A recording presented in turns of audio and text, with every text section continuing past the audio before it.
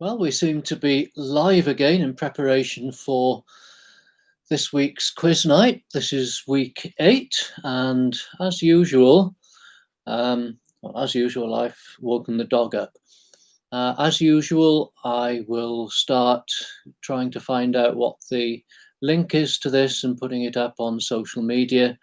So while I'm doing that, people will no doubt be tuning in. Somebody's just tuned in, and I will keep waffling on while I put stuff up on social media.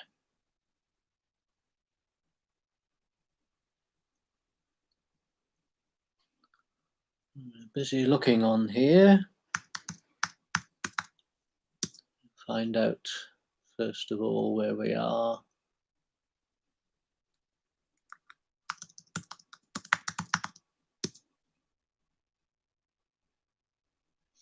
We have 48 subscribers. Isn't that fascinating?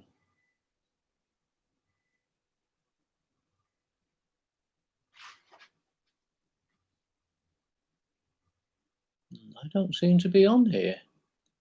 It's interesting. I'm certainly live.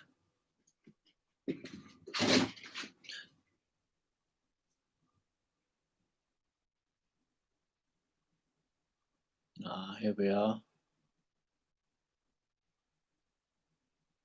Live streams. Oh, there we are. Oh, there we are. Oh, there we are. Oh, there we are. They're strange things, isn't it? Oh, the wonders of the internet.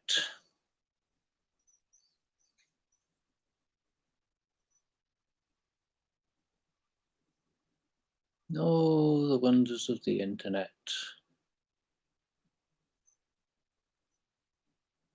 Okay. Quiz night. Now live at.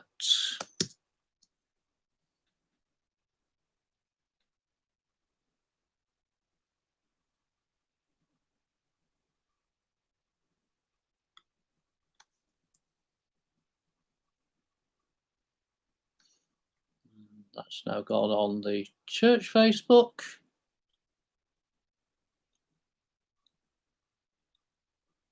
And I'll put it up on my Facebook as well,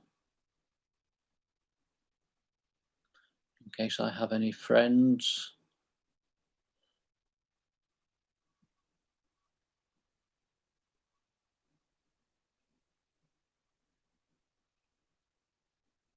And we'll get off Facebook and go on Twitter and do the same.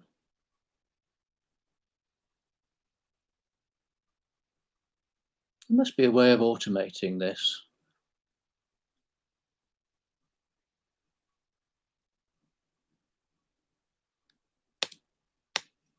Make it so.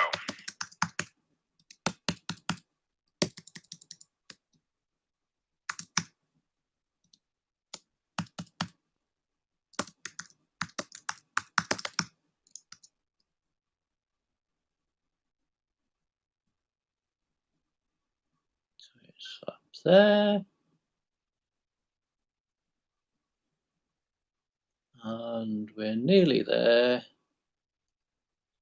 Put it up on here as well.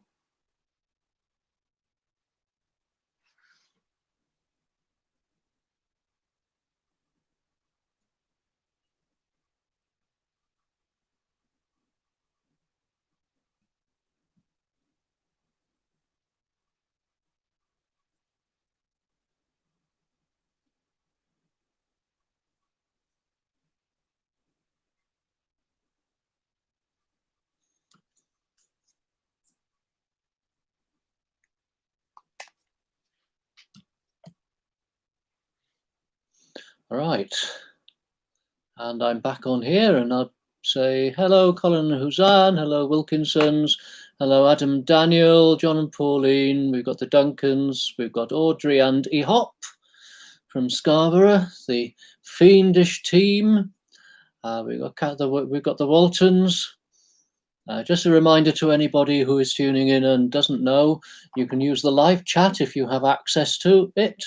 You can also use the email, which is contact@crookedspire.org. And if you use the email, you will get straight through to me. It will appear on the screen there, and I will see it. If you use any other means, such as Facebook or Twitter or whatever, I won't see it. So I will see it afterwards, and that's a shame because I won't be able to respond to it during the evening.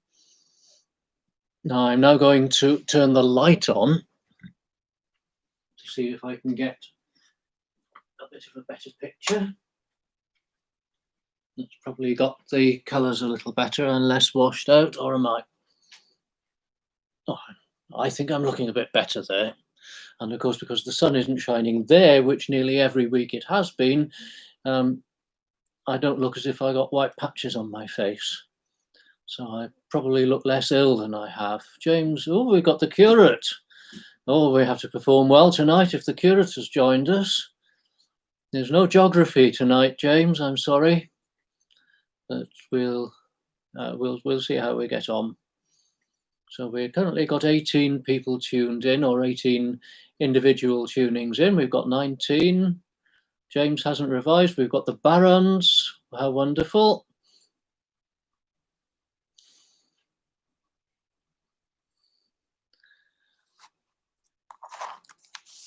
We've got the Balls. We're getting there. We've got another minute or two to go. If I were working on the basis of most of the people that I've had to go on Zoom meetings with, they seem to start at the very, very last minute. So that if you time yourself, as I tend to be ready a few minutes beforehand, you're sitting there waiting to be let in. But I like to start early and let people tune in and get themselves sorted out. If you haven't done this before, you may want a piece of paper and a pencil. And to repeat for anybody who's tuning in for the first time, you can communicate via the live chat or via email if you prefer to contact@crookedspire.org. And that goes especially for asking for repeating of questions, that sort of thing. And the procedure will be that we do 5 rounds a piece. So we do 5 rounds, then we have a break, then we had another 5 rounds, then we have a break. Good evening, Andrew. Good to see you. And then we have the answers. So we've got 5-minute break in between all of that. In each question, I will ask the question twice, and I will, if I have decided to rabbit on about the question, then repeat the question before I go on to the next one. So you should hear each question 3 times, and then at the end of each round, I will go back over the question. So you shouldn't miss the questions. They'll have been repeated 4 times in all. And we're now gone past 7:30. We've got Helen here, we've got the Gascoignes. So we're on 24. We usually start around 24, and by the end of the first round, we're hitting 25, 26, and by the midpoint, we're hitting 30 and 32 the last few weeks. I don't know whether people are just tuning in to listen to my dulcet tones or whether they're actually taking part. Who knows? We'll give it another minute or so as people link in. We'll hope and pray that YouTube doesn't shut us off as it did last week. But I think we are lucky so far.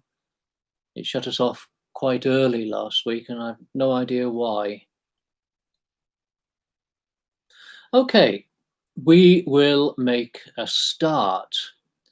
And the first round is seas and oceans. So we'll begin with question 1. Which sea is reputed to be the breeding place of eels? Which sea is reputed to be the breeding place of eels? And as I started that question, I've got an email from Pauline and David Hebblethwaite from York. Quiz night has come highly recommended by Judy and Ted. So welcome from York. Bad news this evening about the Minster School. That's quite regrettable. I hope that the choir manages to operate without it, but we'll see what happens there. Anyway, you are welcome. We now got 28 different streams online, and we've got the Stephens here. That's very good. John Gascoigne is your sister. That's interesting. Anyway, I'll repeat question 1 and move on to question 2. Question 1 was, which sea is reputed to be the breeding place of eels? Question 2, where in the Atlantic do ships mysteriously disappear? Where in the Atlantic do ships mysteriously disappear? Now, I've tried in all these rounds, we're up to 30, how wonderful. I've tried in all these rounds to avoid being too specialist tonight, so I'm expecting scores in the 60s and 70s, but we'll wait and see. Where in the Atlantic do ships mysteriously disappear? Question 3, what is the world's largest inland water body? What is the world's largest inland water body? And by inland, I mean completely inland. So I discovered things called inland seas, which are linked with the sea, but I want a water body which is completely inland and not linked with the sea in any way. What is the world's largest inland water body? Question 4, what cape marks the division between the Atlantic and the Indian Oceans? What cape marks the division between the Atlantic and the Indian Oceans?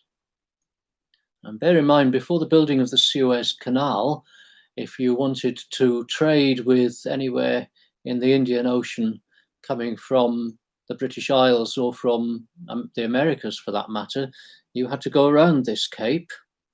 What cape marks the division between the Atlantic and the Indian Oceans? We have the Barretts here, welcome. Question 5, which sea contains islands such as Cuba and Jamaica? Which sea contains islands such as Cuba and Jamaica? Some of you may have been there. I haven't. I fancy the food. I'm not into beaches and excessive heat, and I'm not into hurricanes or cyclones or whatever it is they get there. So I've not really gone there, but let's go and try the food sometime. Which sea contains islands such as Cuba and Jamaica? Question 6, which is the busiest sea passage in the world?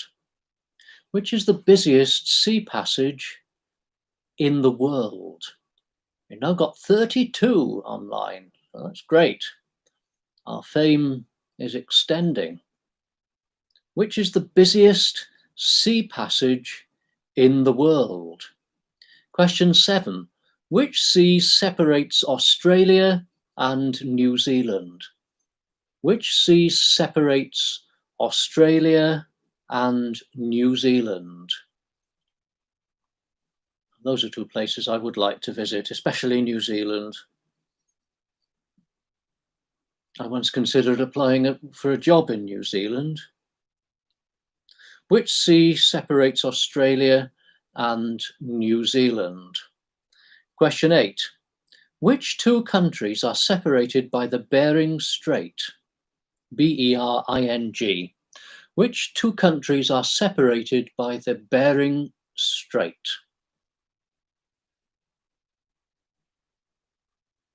Very interesting ethnological similarities between the very different lands on either side of the Bering Strait. Which two countries are separated by the Bering Strait? Question 9. Which sea is accessed through the Strait of Gibraltar? Which sea is accessed through the Strait of Gibraltar? You should be shot if you don't get that one. Which sea is accessed through the Strait of Gibraltar? And question 10, which sea lies at the southern end of the Suez Canal? Which sea lies at the southern end of the Suez Canal? Okay, I'll go back over those for you, and I'll go fairly slowly for the people who joined after I'd started. Which sea is reputed to be the breeding place of eels? Question 2. Where in the Atlantic do ships mysteriously disappear? What is the world's largest inland water body? What cape marks the division between the Atlantic and the Indian Oceans? Which sea contains islands such as Cuba and Jamaica? Which is the busiest sea passage in the world? Which sea separates Australia and New Zealand? Which two countries are separated by the Bering Strait? Which sea is accessed through the Strait of Gibraltar? And which sea lies at the southern end of the Suez Canal? That's round 1. Round 2 is from the sublime to the ridiculous, visions and revelations. And question 1, according to the book of Revelation, what was its author's name? According to the book of Revelation, what was its author's name? Lots of people going to the book of Revelation in the midst of coronavirus to see if they can find predictions of the end of the world. According to the book of Revelation, what was its author's name? And talking about the end of the world, question 2, in which year did Charles Manson predict the world would end? In which year did Charles Manson predict the world would end? Plenty of, hello Domo. There's plenty of evil people who like to have revelations. Charles Manson, one of them. In which year did Charles Manson predict the world would end? Question 3. How many horsemen in the apocalypse? Simple one. There are so many horsemen of the apocalypse, and the question is how many? How many horsemen in the apocalypse? Question 4. Which medieval holy woman had visions which concluded that all should be well? Which medieval holy woman had visions which concluded that all should be well? Fascinating thing about the medieval church is that those people who claimed to have visions were largely women. Which medieval holy woman had visions which concluded that all should be well? Now, here's an interesting one. Question 5. How do practicing Rastafarians achieve their visions in prayer? How do practicing Rastafarians achieve their visions in prayer? Discover who knew the answer to that. How do practicing Rastafarians achieve their visions in prayer? Question 6. Which Spanish artist painted the crucifixion in the Vision of St. John the Cross? St. John of the Cross. Which Spanish artist painted the crucifixion in the Vision of St. John of the Cross? There were several of these paintings. One of them is particularly famous, and it was my father's favourite painting, which was odd because he hated modern art generally, but this was his favourite painting. Which Spanish artist painted the crucifixion in the Vision of St. John of the Cross? Question 7. What was Henry VIII called in the visionary outbursts against the changes he brought about in the church? What was Henry VIII called in the visionary outbursts against the changes he brought about in the church?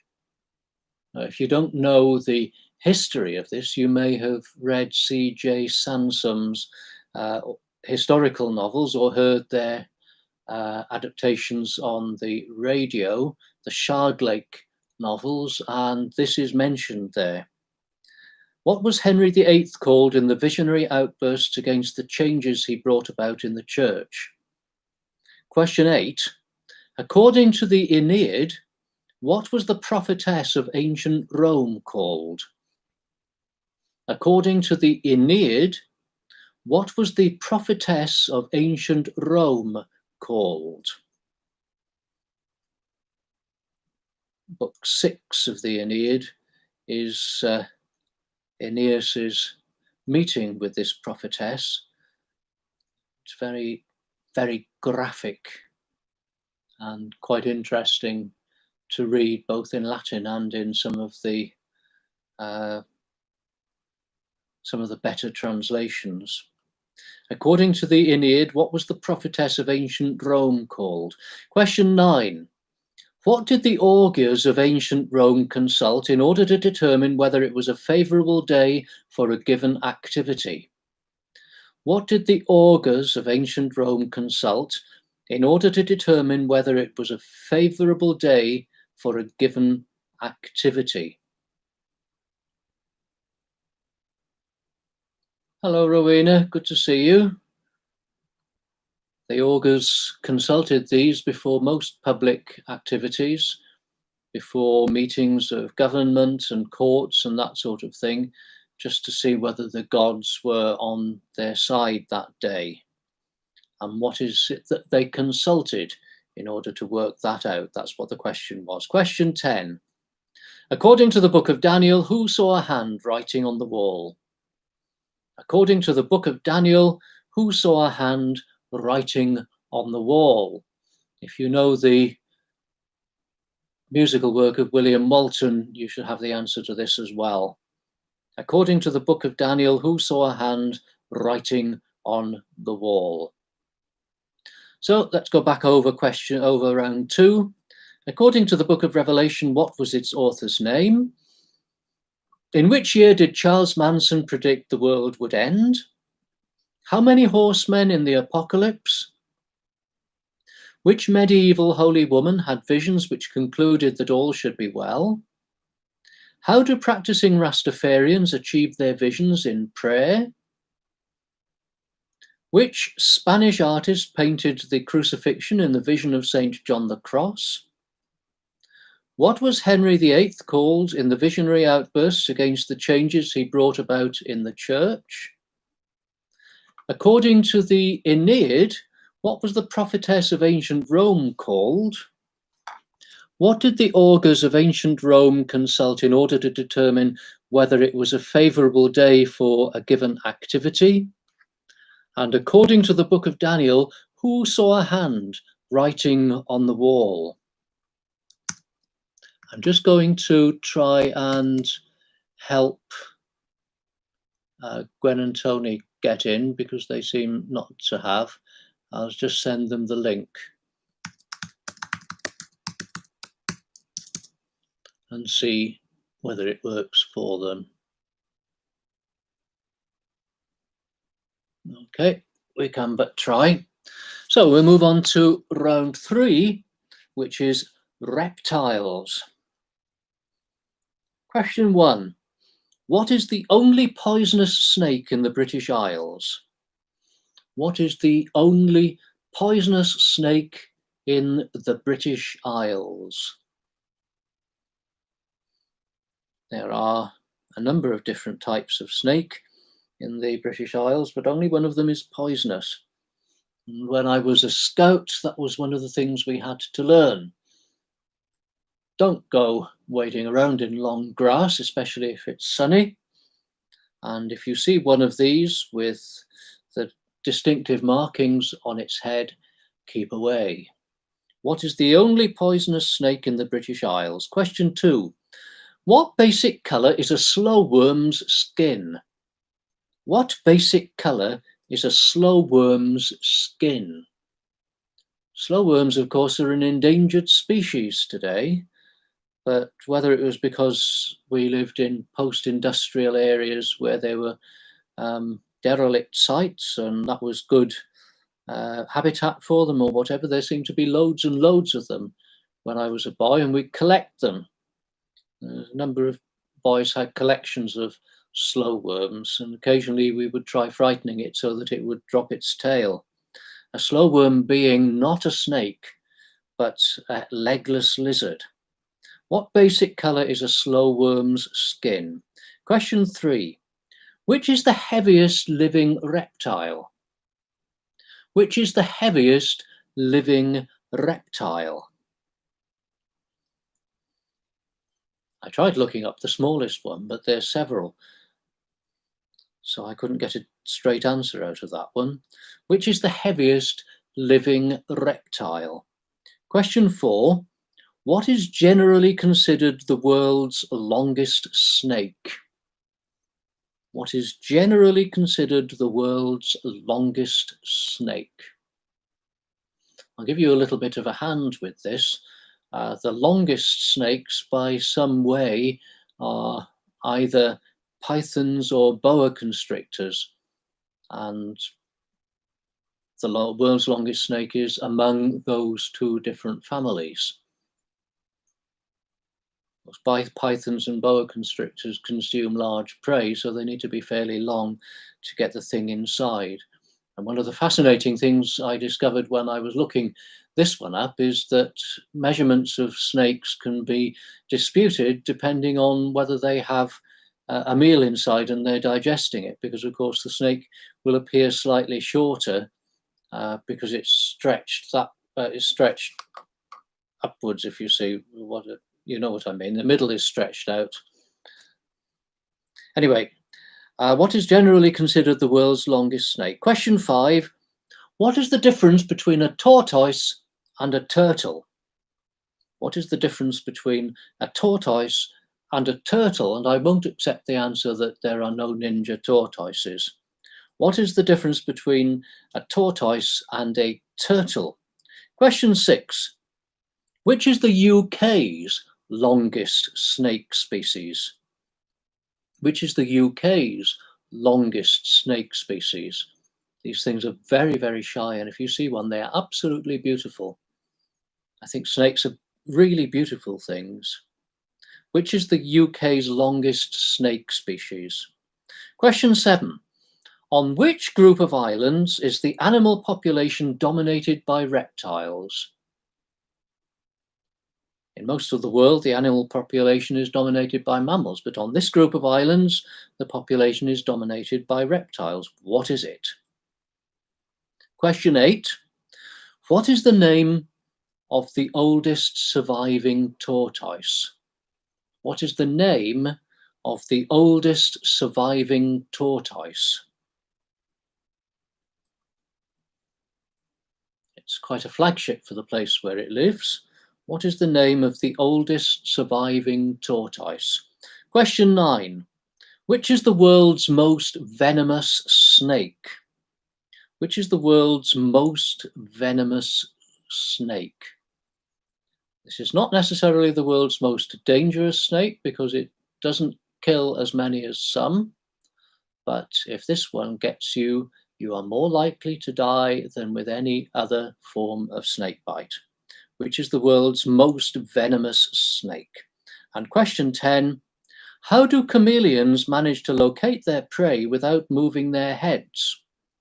How do chameleons manage to locate their prey without moving their heads? Be careful with that question. I'm not asking about chameleons changing colour. That's to persuade their prey that they're not there, and it's not always effective. But I want to know how they locate their prey without moving their heads. So, what is the only poisonous snake in the British Isles? What basic colour is a slow worm's skin? Which is the heaviest living reptile? What is generally considered the world's longest snake? What is the difference between a tortoise and a turtle? Which is the UK's longest snake species? On which group of islands is the animal population dominated by reptiles? What is the name of the oldest surviving tortoise? Which is the world's most venomous snake? And how do chameleons manage to locate their prey without moving their heads? We move on to round 4, which is buses. I could have made this a very specialist round, but then nobody would have been able to answer any of the questions. So I've tried to keep it to things which are either general knowledge or which people have a chance of knowing from observation. Question 1. Which Stagecoach regional office runs the buses in Chesterfield? Which Stagecoach regional office runs the buses in Chesterfield? Gordon tells me that the buses in Chesterfield were actually run from Chesterfield after they were taken over by Stagecoach, but some years ago they were changed from one region to another, and I want to know which Stagecoach regional office now runs the buses in Chesterfield. Question 2. In the world of London buses, what does RM stand for? In the world of London buses, what does RM stand for? If it helps, an RM is what people think of as the archetypal London bus. In the world of London buses, what does RM stand for? Question 3. What is a clippy? What is a clippy? And I have an artifact in here, well, not in here, in the dining room, which would give that one away, but I won't show it you. What is a clippy? Question 4. Which company runs express coaches from Chesterfield to London? Which company runs express coaches from Chesterfield to London? And also has a depot shared with Stagecoach in Chesterfield. Which company runs express coaches from Chesterfield to London? Question 5. Are buses in Chesterfield air conditioned? Are buses in Chesterfield air conditioned? Now we'll find out who was last on a bus in Chesterfield. Are buses in Chesterfield air conditioned? Question 6. Which local to Chesterfield, which local town had its own subsidiary of the National Bus Company? Which local town had its own subsidiary of the National Bus Company?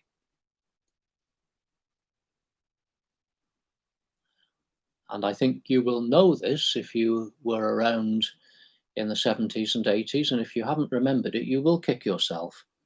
Which local town had its own subsidiary of the National Bus Company? Question 7. Name the stage service operator based in Baslow. Name the stage service operator based in Baslow. That means per operators of service buses. Name the stage service operator based in Baslow. Question 8. In the 1980s, Sheffield buses ran on a flat fare. This is true. You just put your fare in, it was the same regardless of where you were going. What did you see printed on the tickets? They ran this in Newport in South Wales for a while. In the 1980s, Sheffield buses ran on a flat fare. What did you see printed on the tickets?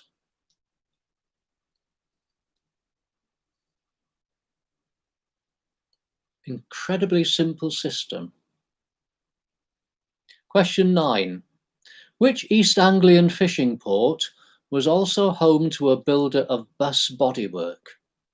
Which East Anglian fishing port was also home to a builder of bus bodywork? The builder was called Eastern Coachworks, and I want to know which town they were based in.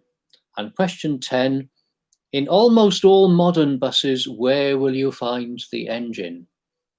In almost all modern buses, where will you find the engine? You should be able to do that one from observation if you've ever seen a bus going past.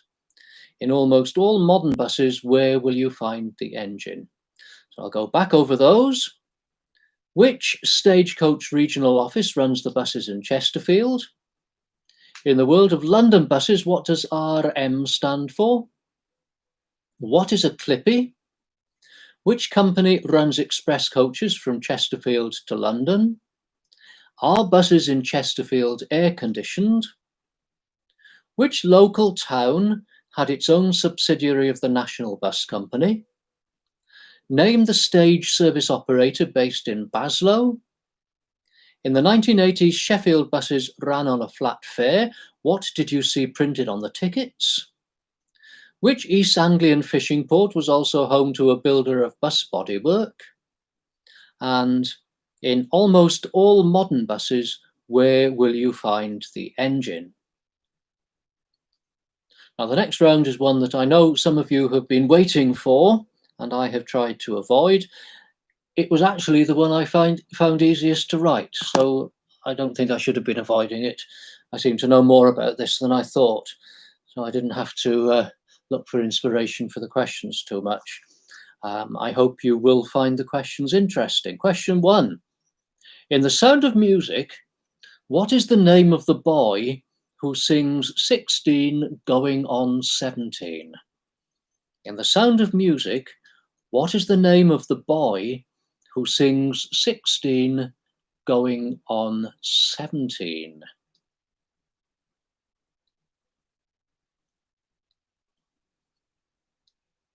I will simply say at this point that it must have been about 25 years ago when I was teaching. I was asked to act this part.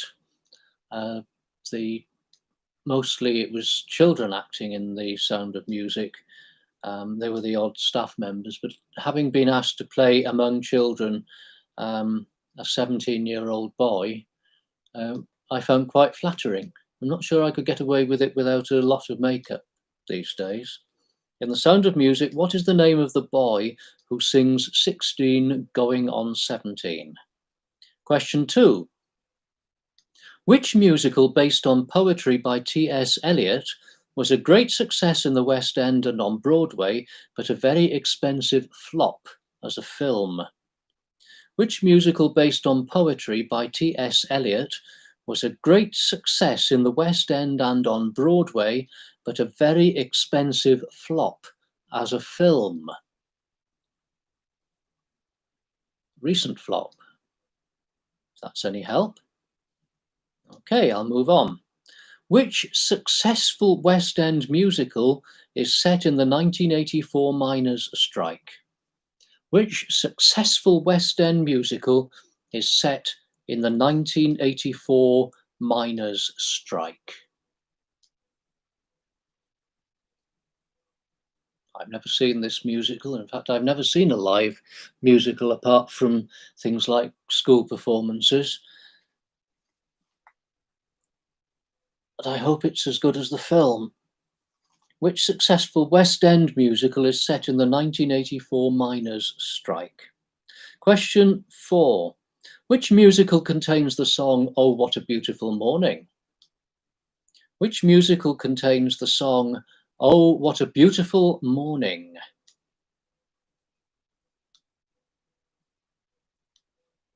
I'm trying very hard not to think of this because it will end up being an earworm and I'll be thinking of it when I'm trying to go to sleep. Which musical contains the song "Oh, What a Beautiful Morning"? Question 5. Who wrote the music for Oliver? Who wrote the music for Oliver?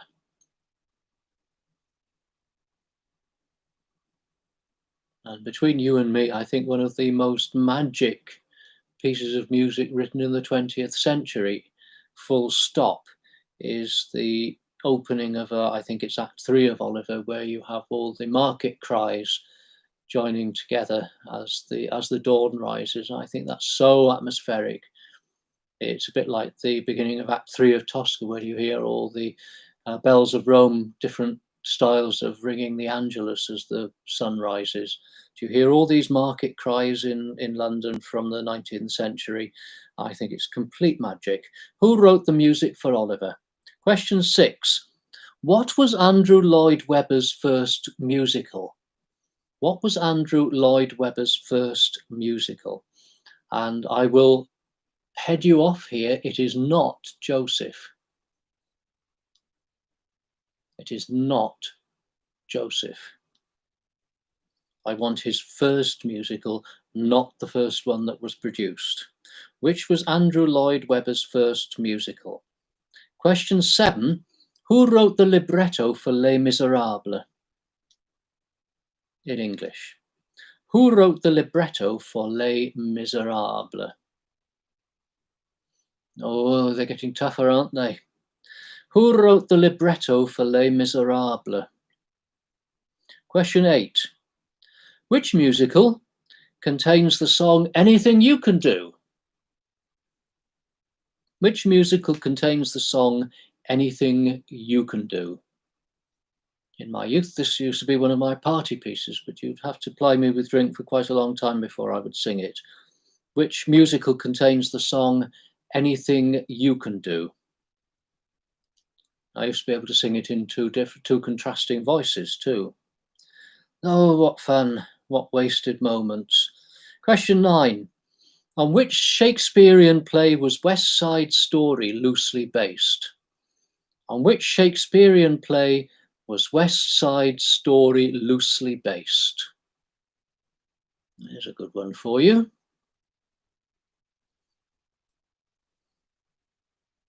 West Side Story, written by Stephen Sondheim, music by Leonard Bernstein, names to conjure with. Almost a modern opera, really. And what Shakespearean play was it based on? And question 10, name the principal character in Carousel. Name the principal character in Carousel.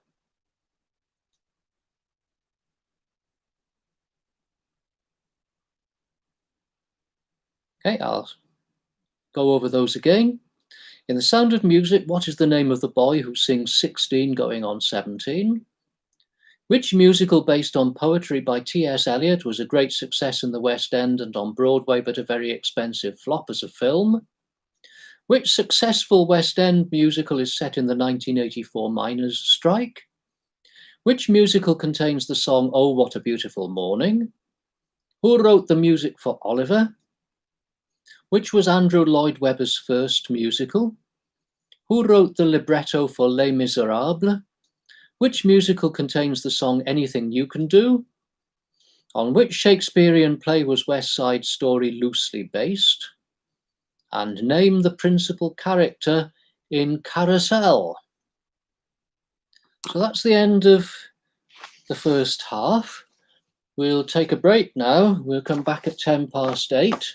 Gives you the chance to think of answers, to take some refreshment, to make yourselves comfortable, to put the dogs out, to wonder what drink I'm going to bring in with me when I come back, or to check on any of the questions by using the live chat or emailing contact@crookedspire.org.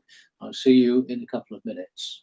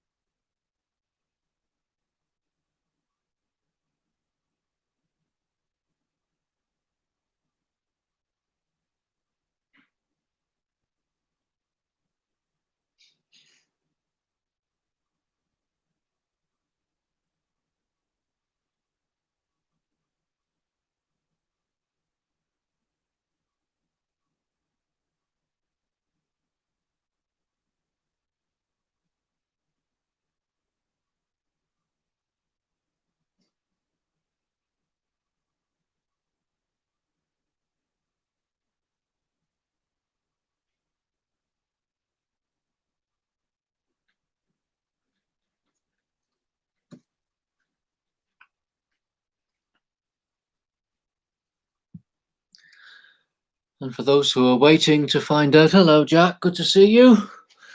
Domo enjoyed the first half, that's excellent.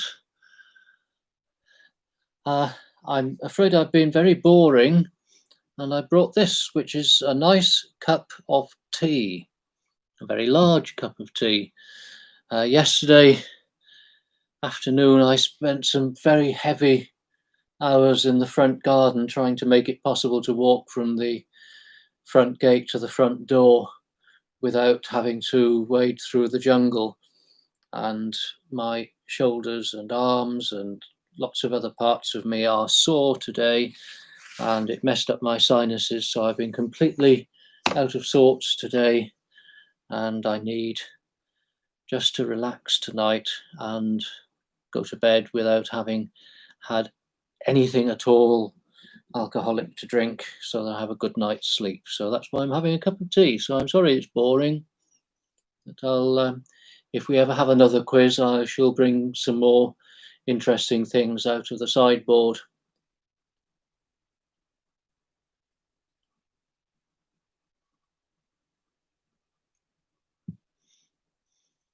Okay, we are now on 10 past, and I think we'll make a start on the second half.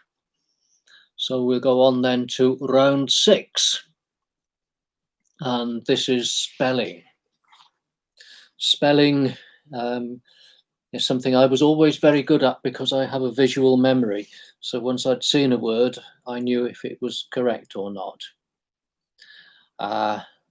What I'll do with this, all right, there you are.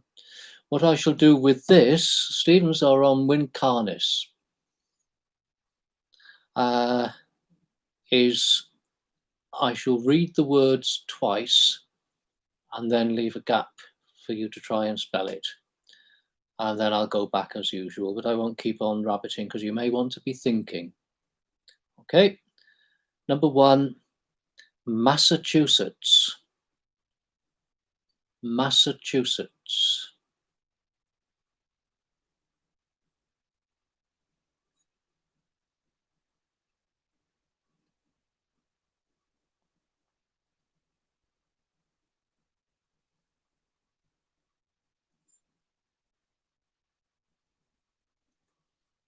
Number 2, drainage.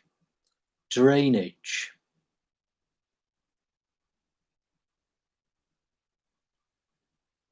Drainage.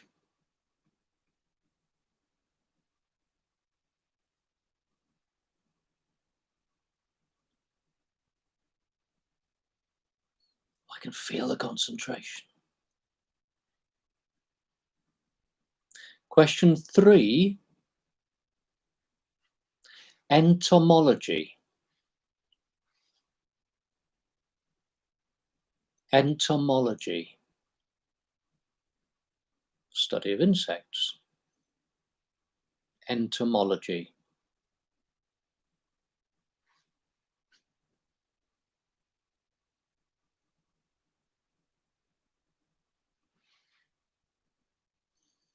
Oh, good. The link worked for Gwen and Tony. Excellent.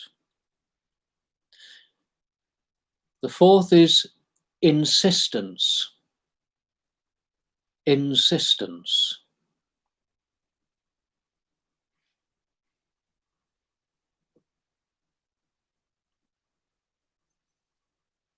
Insistence.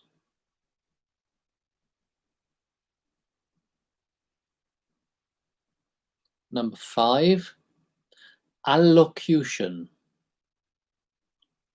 Not elocution, allocution.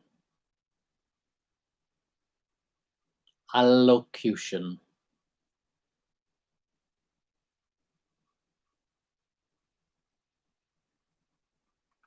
Number 6, dumbfounded.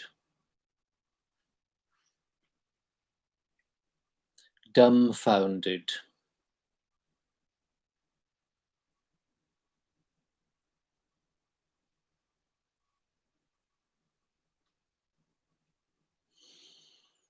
Number 7, alliteration.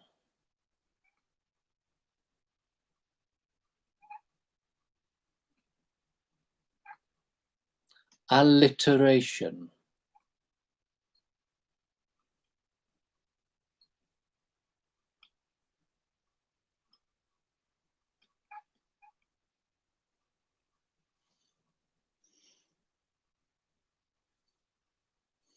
My father was taught in a Capuchin Franciscan school near Cork, which was very strict and quite cruel.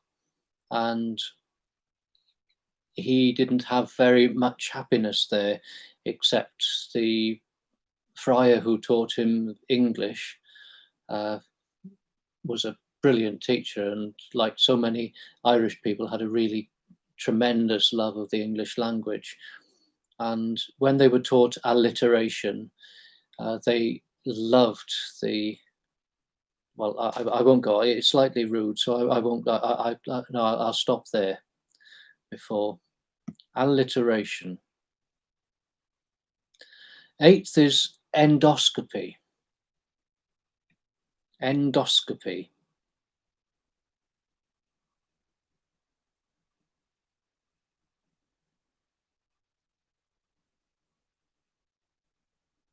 The alliteration one has something to do with the Anglo-Saxon word for what we are pleased to call urination. But anyway, number 9 is interstitial. I'll start that one again because I hesitated.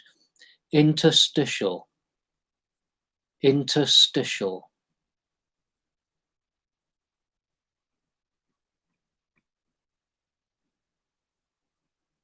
And the 10th is amoeba. Amoeba.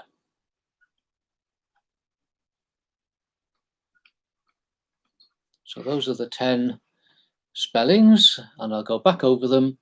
Massachusetts, drainage, entomology, insistence, allocution, dumbfounded, alliteration, endoscopy, interstitial, and amoeba.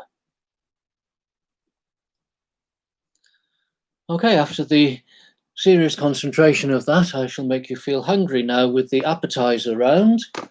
And for appetizers, I've also included small course first courses, which some of these can be. So question 1, what is the distinctive ingredient in carbonara? What is the distinctive ingredient in carbonara?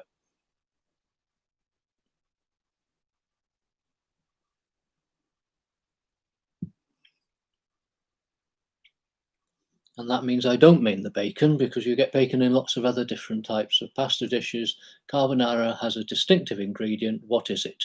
Question 2, what is often served at the start of a meal in the American South? What is often served at the start of a meal in the American South? There is a commonality to all what the Italians called cucina povera, which is poor food, but poor person's food, very often quite delicious.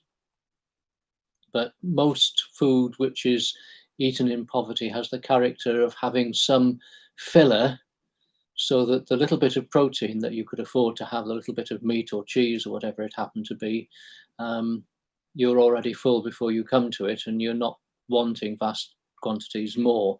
And this is one of them. What is often served at the start of a meal in the American South? Things like eating Yorkshire pudding as a first course, or having a lot of bread, or indeed pasta.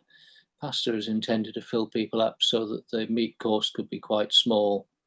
Question 3. What is a chowder? What is a chowder? Chowder. I'm not asking you to spell that one.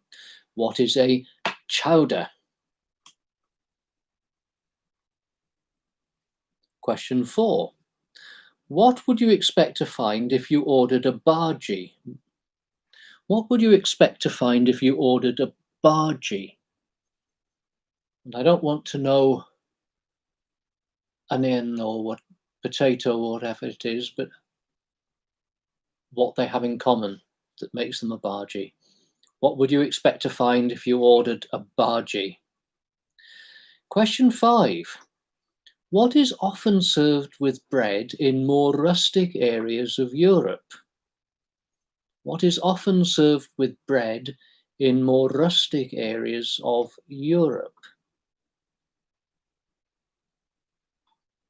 I found this fascinating because in the hills in the area around where I lived in northern Italy, this is very common. And the last few times I've driven to Italy, I've stayed in a place not far from the coast where they serve this with bread, and they apologize for it and try and explain to the English what it is. And of course, I know what it is. And I've also found it in the place near Baden-Baden where I've stayed, where they also serve it with bread. And it's not butter. What is often served with bread in more rustic areas of Europe? Question 6. What does a croque madame have that a croque monsieur doesn't? What does a croque madame have that a croque monsieur doesn't?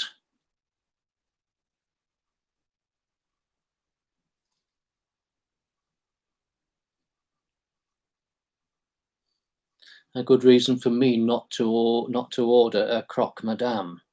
What does a croque madame have that a croque monsieur doesn't? Question 7. What is the principal ingredient in a Ligurian pesto? Actually, in most pestos, but not all. What is the principal ingredient in a Ligurian pesto?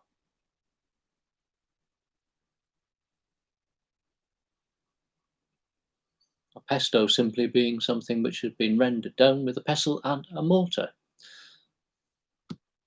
What is the principal ingredient in a Ligurian pesto? Question 8. In the 1970s, this will take you back. In the 1970s, what appetizer could you expect before your chicken in the basket? And if you can't go back that far, it's part of the caricature of the 70s and 80s food in a Burney Inn or wherever. In the 1970s, what appetizer could you expect before your chicken in the basket? Question 9. What is commonly served with poppadoms on arrival at an Indian restaurant? What is commonly served with poppadoms on arrival at an Indian restaurant? And I don't mean beer, I'm talking about appetizers.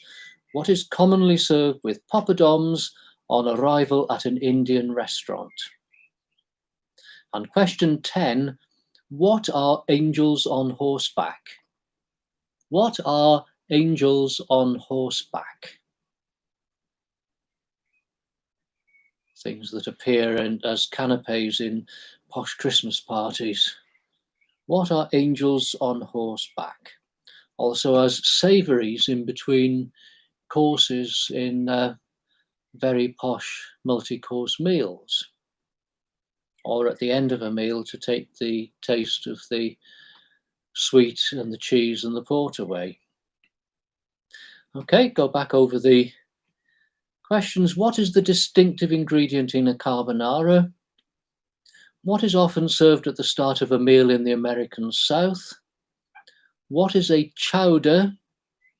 What would you expect to find if you ordered a bhaji? What is often served with bread in more rustic areas of Europe? What does a croque madame have that a croque monsieur doesn't? What is the principal ingredient in a Ligurian pesto? In the 1970s, what appetizer could you expect before your chicken in the basket? What is commonly served with poppadoms on arrival at an Indian restaurant? And what are angels on horseback? So we move on from appetizers to celebrities. I thought this would be a difficult one to write, but it wasn't. Question 1. In which country are the Duke and Duchess of Sussex currently residing? In which country are the Duke and Duchess of Sussex currently residing? If you know the news, you should have worked this one out. In which country are the Duke and Duchess of Sussex currently residing? Question 2. What is the name of Justin Timberlake's wife? What is the name of Justin Timberlake's wife?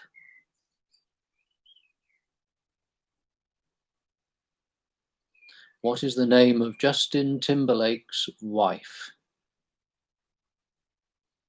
Question 3. Which dog's home is the base for a TV series hosted by Paul O'Grady? Which dog's home is the base for a TV series hosted by Paul O'Grady? I assume that Paul O'Grady qualifies as a celebrity.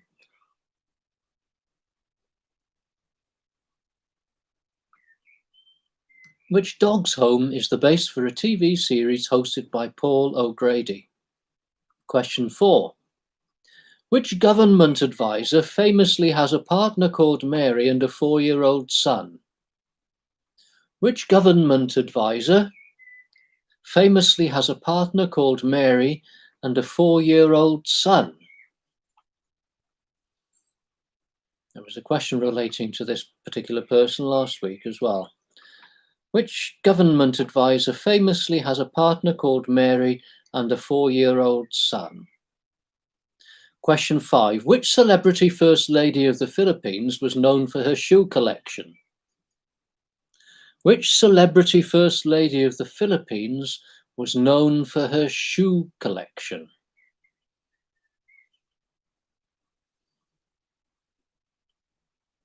Ever since that was discovered, any woman that has more than 10 pairs of shoes was known as the blah blah of the town they lived in. Which celebrity First Lady of the Philippines was known for her shoe collection? Question 6. What is the name of Donald Trump's golf course in Scotland? What is the name of Donald Trump's golf course in Scotland?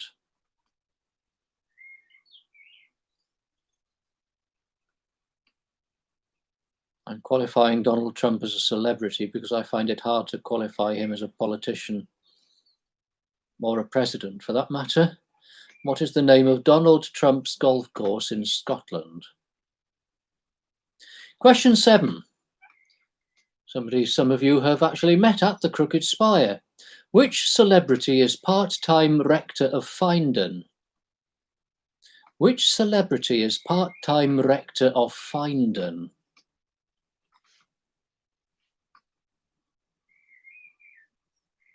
And had actually become rector of Findon, as opposed to priest in charge of Findon the day before he came to Chesterfield. Which celebrity is part-time rector of Findon? Question 8. What is the name of Heston Blumenthal's restaurant in Bray? What is the name of Heston Blumenthal's restaurant in Bray?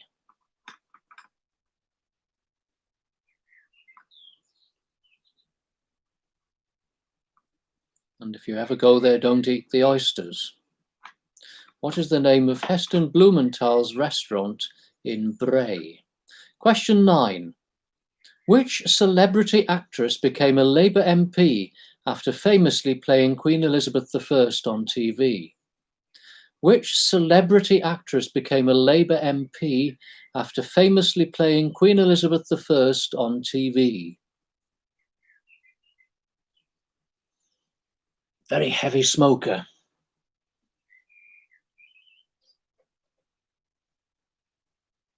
And doesn't seem to have a spare ounce on her frame. Which celebrity actress became a Labour MP after famously playing Queen Elizabeth I on TV? And she has a voice which is lower than mine. Question 10. Which Jersey actress became the first serious mistress of the Prince of Wales in 1877? Which Jersey actress became the first serious mistress of the Prince of Wales in 1877? It seems to have been the business of successive Princes of Wales to have had mistresses, but this particular Prince of Wales had some very famous ones, and I want to know who the first one was. She was a Jersey actress and she became his mistress in 1877. I'll go back over the questions. In which country are the Duke and Duchess of Sussex currently residing?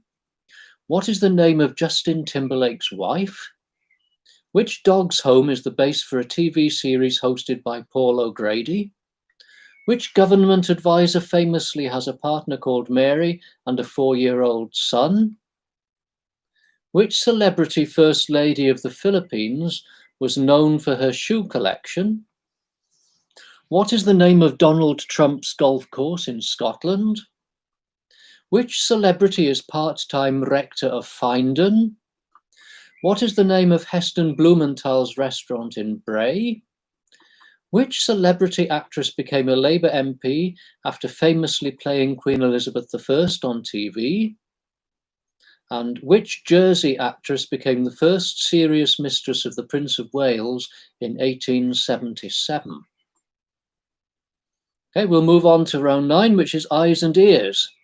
Question 1. Which part of the eye is obscured by a cataract? Which part of the eye is obscured by a cataract?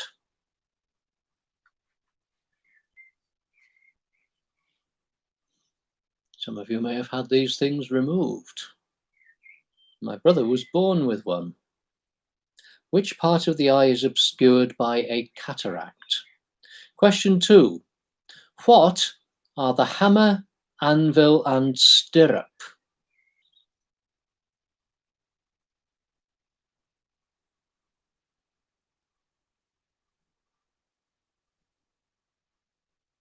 What are the hammer, anvil, and stirrup? Question 3. What percentage of the world's population has blue eyes? What percentage of the world's population has blue eyes? And I am obviously not one of them. I apparently have my father's eyes down to the colour, the intensity, and the bags underneath. What percentage of the world's population has blue eyes? Question 4. Which glands secrete tears?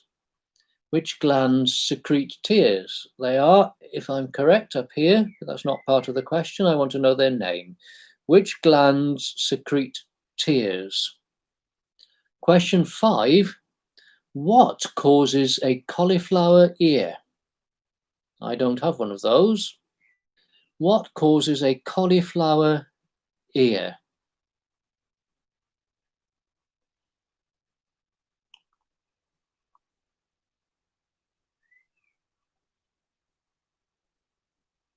What causes a cauliflower ear? Question 6. What is the distinguishing mark of Vulcan ears? Sorry about that one. We had Vulcan blood last week, so I thought I'd do the same this week. What is the distinguishing mark of Vulcan ears? Question 7. What is the name of the passage that links the inner ear with the back of the nose? What is the name of the passage that links the inner ear with the back of the nose? The whole point of that is to equalize the pressure on either side of the eardrum. And that's one of the reasons why if you have a cold and you have a blocked nose and this particular tube is blocked, then you often have trouble with your hearing. What is the name of the passage that links the inner ear with the back of the nose? Question 8. What does ENT stand for? What does ENT stand for? It's probably been renamed now, but the department in hospitals was always called ENT. Question 9. What shape are the light receptacles on the retina?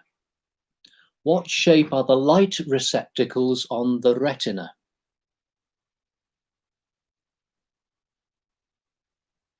I should have said what shapes, because there are two shapes, but what shapes are the light receptacles on the retina? And you can have a mark for each if you want. And question 10, what is distinctive about the eye of an arthropod?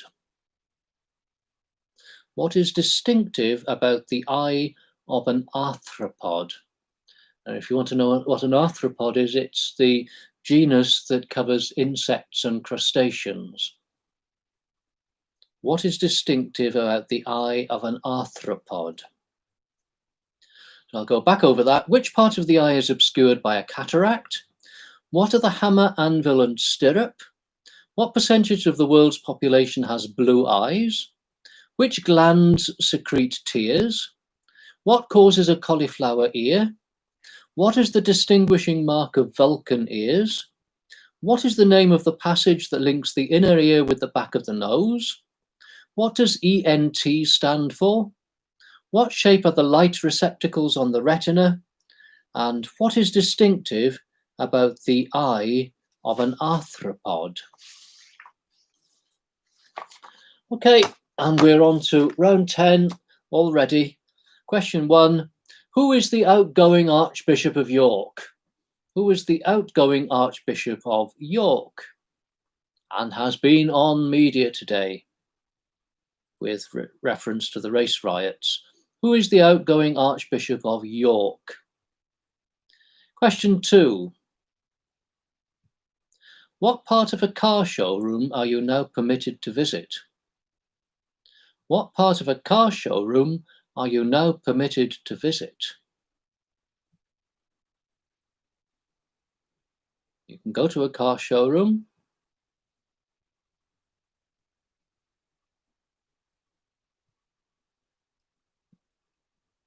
I won't talk about the ironies about other places you can't go, but you can go to a car showroom. Which part are you permitted to visit? Question 3.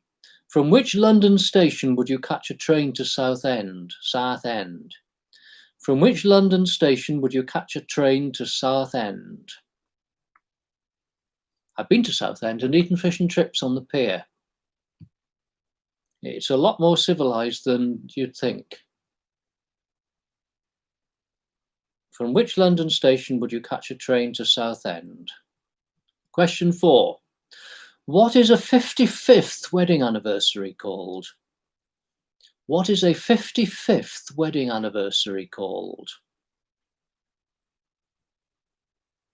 I don't know whether any of you who got that far. What is a 55th wedding anniversary called? Question 5. How fast does a standard 7-inch single revolve? How fast does a standard 7-inch single revolve?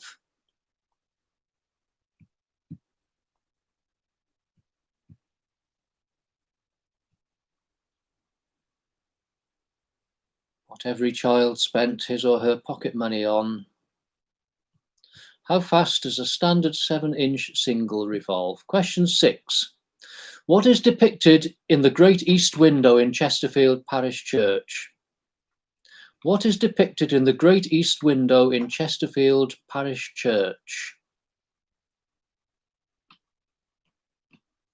You've looked at it many times, some of you. What is depicted in there? Question 7. Who is the current MP for High Peak? Who is the current MP for High Peak? And when you hear the answer, you'll say, I have no idea who that is, and I will agree with you. I'd never heard of the person before I actually looked up what the answer was. But I asked about MPs the last couple of weeks, so I thought I'd ask for about another relatively local MP. Who is the current MP for High Peak? Question 8. In what year was Chesterfield Market Hall built? In what year was Chesterfield Market Hall built? Not renovated, built. In what year was Chesterfield Market Hall built? Question 9. Which sport recommenced on Monday? Which sport recommenced on Monday? In Newcastle. Believe it or not, which sport recommenced on Monday? And question 10, which season of the church's year came to an end on Sunday? which season of the church's year came to an end on Sunday? So, I'll go back over those. Who is the outgoing Archbishop of York? What part of a car showroom are you now permitted to visit? From which London station would you catch a train to Southend? What is a 55th wedding anniversary called? How fast does a standard 7-inch single revolve? What is depicted in the Great East Window in Chesterfield Parish Church? Who is the current MP for High Peak? In what year was Chesterfield Market Hall built? Which sport recommenced on Monday? And which season of the church's year came to an end on Sunday? So that's all the questions, all 100 questions for this week. I'll leave you to consider them. We will reconvene for the answers at 8:45. You can do whatever you need to do in the meantime. I shall stretch myself a little, but if you need to ask me to repeat any of the questions, please use the live chat or contact@crookedspire.org, and I will repeat whichever questions you need me to repeat. And if you have any comments or speculation as to how you've done, that would be very interesting to hear as well. Or if you just want to tell us something funny, that might be good too. Give us a laugh. Give us a laugh.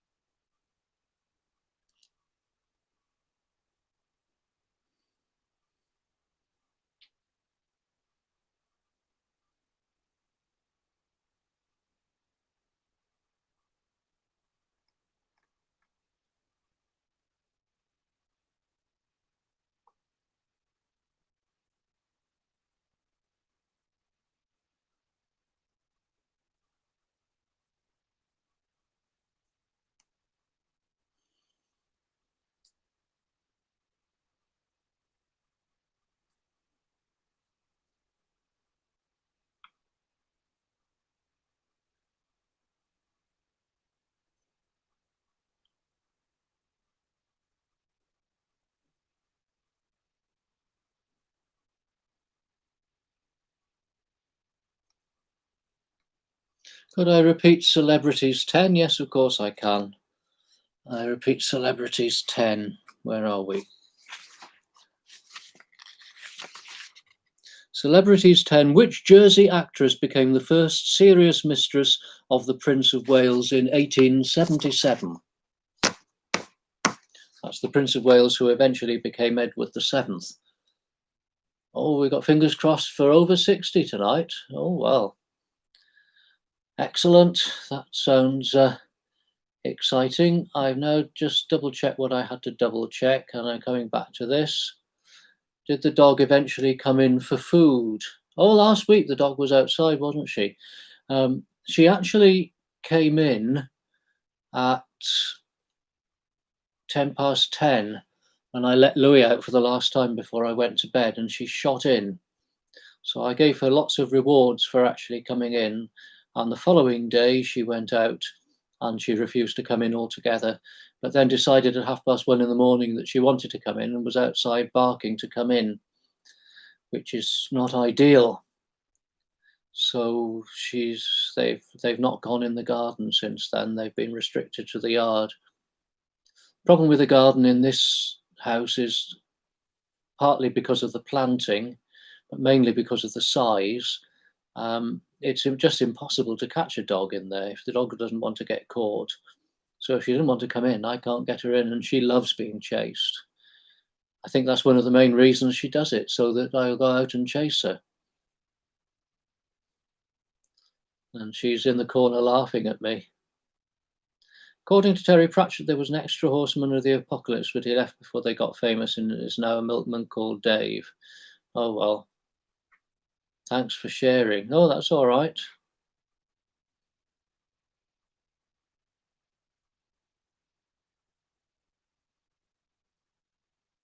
Anyway, she's doing very well, the dog is. She's settling a lot, and she's doing very little barking at all now, except when she wants something or she thinks that she's losing out on attention. So I'm rather pleased with that.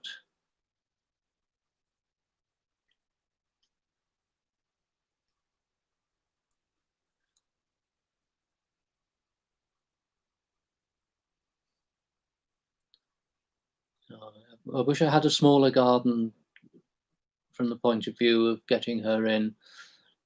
And ideally, if I had a house with a decent size scullery or utility room and a door between there and the garden, I could put a dog flap in, and that would mean that the dogs could come and go as they wished. And they're neither of them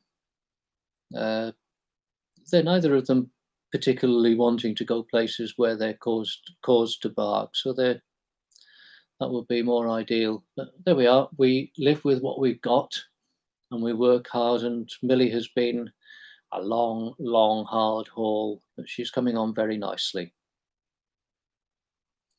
Okay, we'll move on to the answers, and we'll start off with round one, which is seas and oceans. The reputed breeding place of eels is the Sargasso Sea. Ships mysteriously disappear in the Bermuda Triangle. The world's largest inland water body is the Caspian Sea. The cape that divides the Atlantic and the Indian Oceans is, of course, the Cape of Good Hope. The Caribbean contains islands such as Cuba and Jamaica, or Caribbean if you prefer. The busiest sea passage in the world is still the Dover Strait. The sea separating Australia and New Zealand is the Tasman Sea. The two countries separated by the Bering Strait are the USA and Russia, Alaska and Russia, Alaska and that bit of Siberia. The sea access through the Strait of Gibraltar is obviously the Mediterranean, and the sea at the southern end of the Suez Canal is the Red Sea. Visions and Revelations. The author's name of the book of Revelation is John. Charles Manson predicted the world would end in 1969. There were 4 horsemen in the apocalypse, regardless of what Terry Pratchett said. The medieval holy woman was Julian of Norwich. Practicing Rastafarians achieved their visions by means of ganja, or if you want to use other terms, marijuana, cannabis, whatever. Which Spanish artist paints the crucifixion in the vision of St. John the Cross was, of course, Salvador Dali. Henry VIII was called the Moldwarp. The Moldwarp. A moldwarp is an ancient term for a mole, and is not complimentary. The prophetess of ancient Rome was called the Sibyl. The augurs consulted entrails. They would kill, usually chickens, and consult their entrails to see what was inside them.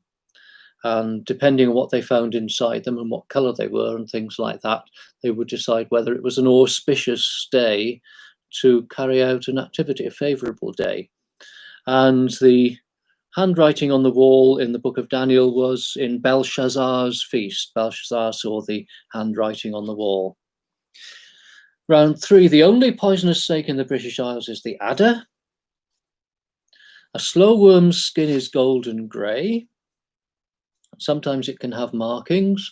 The males have blue spots and the females can have a stripe, but the basic colour is golden grey. The heaviest living reptile is a saltwater crocodile. The world's longest snake generally is considered to be the reticulated python, and they can be up to 10 meters. That's quite a lot of python. The difference between a tortoise and a turtle is very simply a tortoise lives on land and a turtle doesn't. The UK's longest snake species is the grass snake. The islands where the animal population is dominated by reptiles are the Galapagos. The name of the oldest surviving tortoise is Jonathan, and he lives on St. Helena and has been alive since at least 1832. The world's most venomous snake is an Australian snake called the inland taipan, also known as the fierce snake. Fortunately, it is not an aggressive snake and takes a lot of persuading to bite you, but when it does bite you, the amount of the poisonous factor in the venom is greater than in any other snake. And chameleons locate their prey without moving their heads because they have 180-degree eyes. So your chameleon can sit there, it can swivel its eyes, remaining totally still. It can try and change its color to mingle with the surroundings and not be noticed, and then suddenly swish out its tongue and catch its prey. Okay, buses. The buses in Chesterfield are run by the regional office in Bradford. RM in London Buses stands for Route Master. A Clippy is a bus conductor. The express coaches from Chesterfield to London are run by National Express. Anybody who's been on one in the summer will know very well that buses in Chesterfield are not air-conditioned. The local town which had its own subsidiary of the National Bus Company was Mansfield District. Mansfield District, which had blue buses and were the only local company to have Bristol low-deckers. Wonderful buses. The stage service operator based in Baslow is Hulleys. The flat fare buses in Sheffield, the tickets were printed in a machine which took an impression of the coins which you put in. So you put your coins in and they were in a column, and then the ticket passed the coins and was impressed onto the coins, and it was that simple. So it had exactly the same process. You just put the coins in and it pushed it against the coins. The East Anglian fishing port where buses were built is Lowestoft, and you will usually find an engine at the back of most modern buses. Musical theatre. Who did I play when I was a teacher? It is Rolf. The boy who sings 16 going on 17 is Rolf.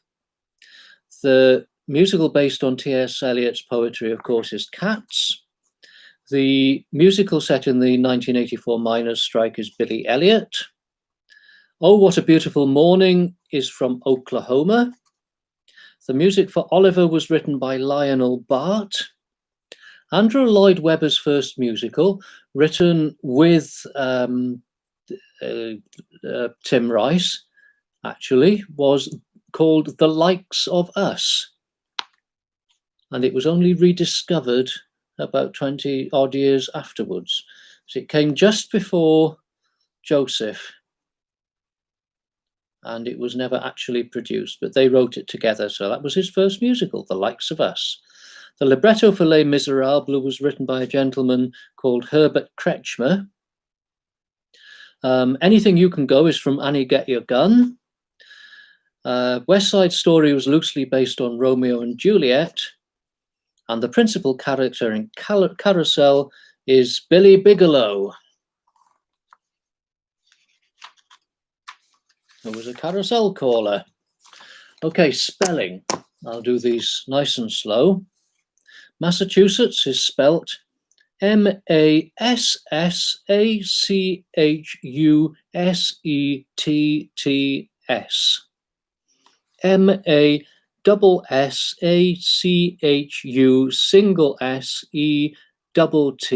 MASSACHUSETTS. Drainage is spelled DRAINAGE.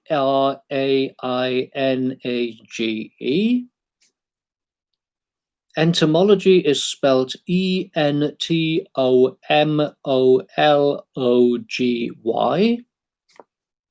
Insistence is spelt Insistence.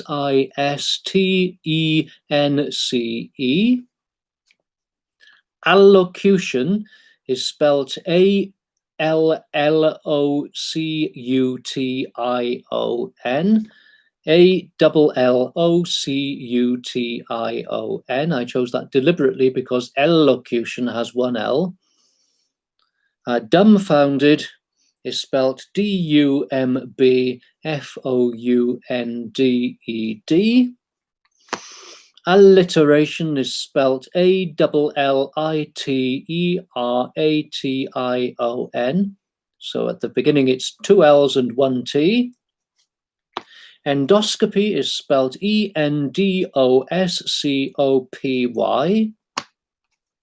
Interstitial is spelt Interstitial. And amoeba is spelt Amoeba. Please put in the live chat or on email if you want any of those repeating. If not, I will carry on to appetizers. The distinctive ingredient in carbonara, of course, is egg. Cornbread is often served at the start of a meal in the American South, usually hot. A chowder is a soup or a stew which has broken crackers or biscuits added to it. If you ordered a bhaji, you would find something that had been fried in batter. In more rustic areas of Europe, flavoured pork dripping is often served with bread. That's what I had in the Nord-Pas-de-Calais, also in Baden-Baden, also in the hills of Lombardy. And every time they tried to explain to me what pork dripping was, and I said, yes, I can see what it is, I can smell what it is. We used to have that at home. And you can still get it in the market in Chesterfield. Very good pork dripping too. A croque madame has a fried egg, which a croque monsieur doesn't. The principal ingredient in a Ligurian pesto is basil. In the 1970s, you would expect to have a prawn cocktail as an appetizer. If you want to put something to do with grapefruit, well, I will accept that. But it was usually either grapefruit or prawn cocktail. That was the choice. On arrival at an Indian restaurant, you'd have pickles with your poppadoms, and angels on horseback are oysters wrapped in bacon. Round 8, the celebrities. The Duke and Duchess of Sussex are currently residing in Canada. Justin Timberlake's wife is Jessica Biel, B-I-E-L. The Battersea Dogs Home is where Paul O'Grady presents For the Love of Dogs, which is an awful programme. But the government advisor is, of course, Dominic Cummings. The celebrity First Lady of the Philippines was Imelda Marcos, known for her shoe collection. Donald Trump's golf course in Scotland couldn't have a local name, could it? It's called Trump International Golf Links. The part-time rector of Findon is Richard Coles. Heston Blumenthal's restaurant in Bray is the Fat Duck. The celebrity actress who played Queen Elizabeth I and then became a Labour MP and was a chain smoker and has a voice like this is Glenda Jackson. And the Jersey actress who was the Prince of Wales's first serious mistress in 1877 was, of course, Lily Langtry. Eyes and ears. The part of the eye which is obscured by a cataract is a pupil. The pupil. The hammer, anvil, and stirrup are small bones in the ear which transmit sounds to the cochlea. The percentage of the world's population that has blue eyes is apparently 8%. Lacrimal glands secrete tears. A cauliflower ear is caused by repeated blunt trauma and the associated blood clotting, which causes swellings in the ears, which then never go down. and it's mostly associated with sports like boxing and rugby, particularly if you're in the front row. The distinguishing mark of Vulcan ears, of course, is that they are pointed. The passage linking the inner ear with the back of the nose is the eustachian tube. ENT stands for ear, nose, and throat. The light receptacles on the retina are rods and cones. The rods distinguish black from white, light from darkness, and the cones distinguish color and texture. The eyes of arthropods, which are insects and crustaceans, are compound. That means you've got one organ made out of lots of little eyes. Okay, and the last one is trivia. The outgoing Archbishop of York is John Sentamu. You are now allowed to visit the whole of a car showroom. Some people think it's just the outside, but you can actually go in. The London station where you get a train to Southend is Liverpool Street. 55th wedding anniversary is the Emerald. A standard 7-inch single revolves at 45 RPM. The Great East Window in Chesterfield Parish Church depicts the Apostles' Creed. The current MP for High Peak is Robert Largan. No, I hadn't heard of him either.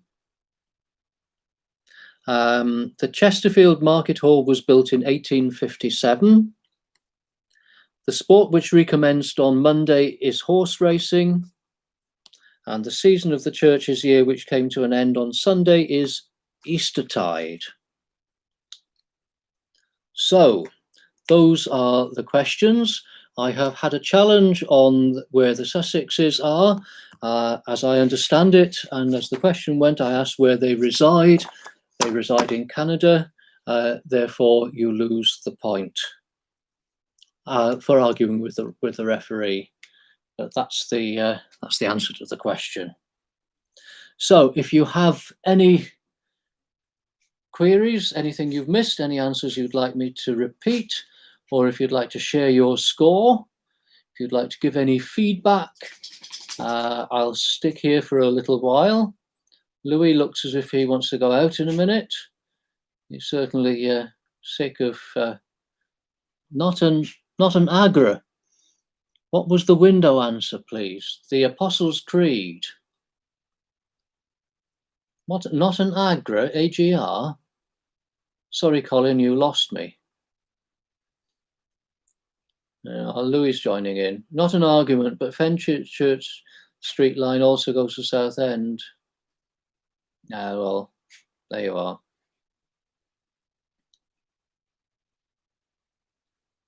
We got 51. We got 51.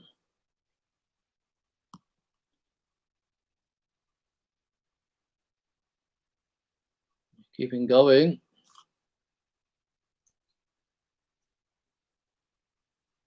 The Gavans got 79. Oh, smart Alex. The Gavans got 79. 62.